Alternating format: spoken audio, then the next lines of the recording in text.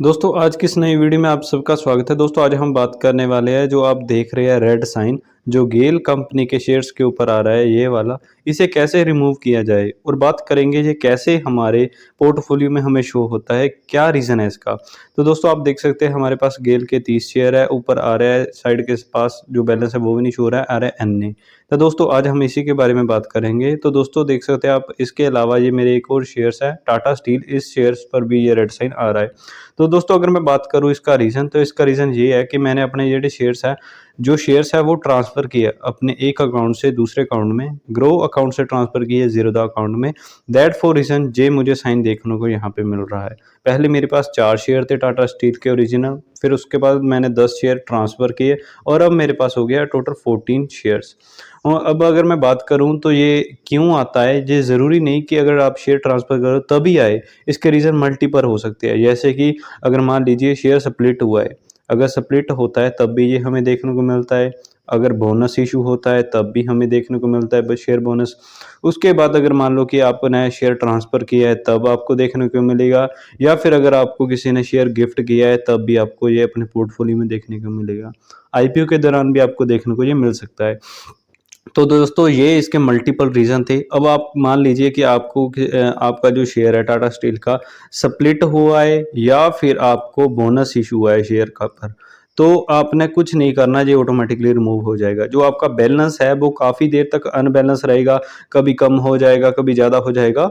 At the end 2-3 दिनों में वो स्टेबल हो जाएगा। जो उसकी एक्चुअल वैल्यू होगी वो सारा कुछ एवरेज प्राइस करके सेटिंग सारा कुछ सही से आपको दिखने लग जाएगा। उसके बाद अगर मैं बात करूँ जो रेड साइन है इसको कैसे रिमूव करें अनदर केस में, तो दोस्तों सिंपल है, इस पर क्लिक कीजिए तो आपको यहाँ पे देखने को मिल रहा है दे मे विद डिस्पेरेंसी विद दिस स्टॉक्स।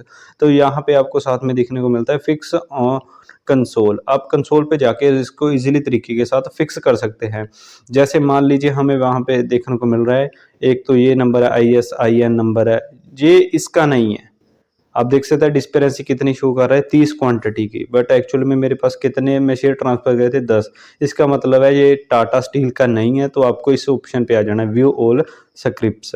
तो दोस्तों आप अगर यहाँ पे क्लिक करोगे तो आपको देखने को मिल जाएगा कितने सारे शेयर्स की डिस्पेरेंसी यहाँ पे मुझे देखने को मिल रही है। मैं टाटा स्टील पे चले जाऊंगा, टाटा स्टील का ISIN नंबर भी आ गया, डिस्पेरेंसी आ गया 10 क्वांटिटी। टोटल 10 शेयर मैंने आपको बताया था ना ट्रांसफर किए उसके लिए। अब इसे इजीली तरीके के साथ रिमूव कर लीजिए एट रेट पर जाकर।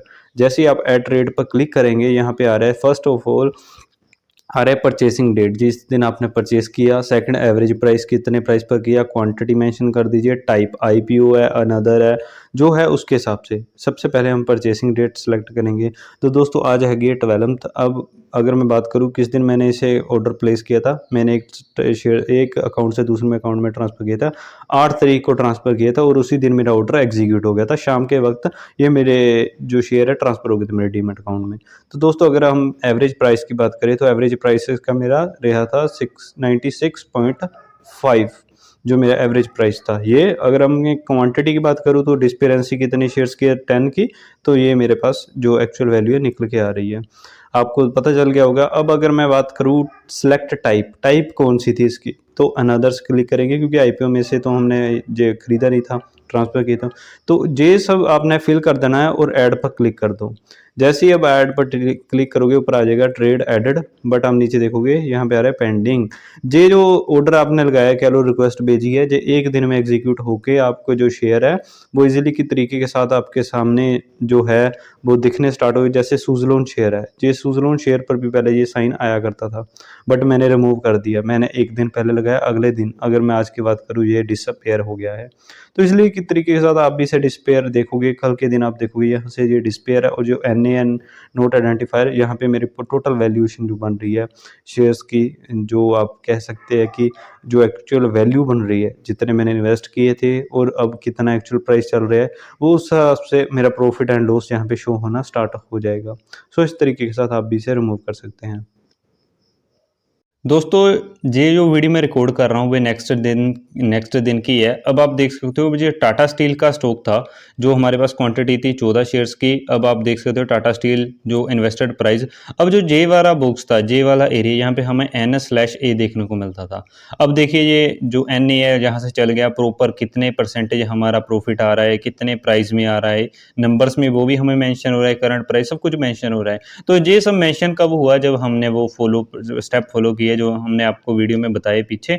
तो अभी हमारा जो नॉर्मल है, जो हमें बैलेंस अपना दिखाई दे रहा है वो नॉर्मल, जैसे सुज़लोन के शेयर्स का हमें दिख रहा है, टाटा स्टील का भी स्टेबल हो गया, टोलेंट्स का, ट्राइडेंट का सब विजिबल हो रहा है। किस वजह से, अगर आप शेयर ट्रांसफर करते हो तो आपको वो ऑन कंसोल पर जाके वो फॉर्म फिल करना पड़ेगा और सेटलमेंट आपकी हो जाएगी एवरेज प्राइस के हिसाब से, एग्जीक्यूशन डेट के हिसाब से, और रिकॉर्ड में चढ़ जाएगी ब्रोकर के भी।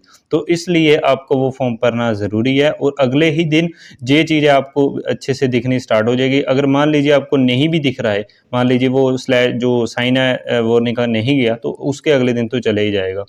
तो इसलिए ये स्टेप आप फॉलो करिए, आपका भी ये रिमूव हो जाएगा साइन। तो बहुत जल्द मिलेंगे ऐसी और इन्फॉर्मेटिव वीडियो के साथ, तब तक के लिए धन्यवाद। इस चैनल को सब्सक्राइब कर लीजिए, वीडियो को लाइक कर दीजिए अगर चैनल पे पहली बार आए। सत श्री अकाल।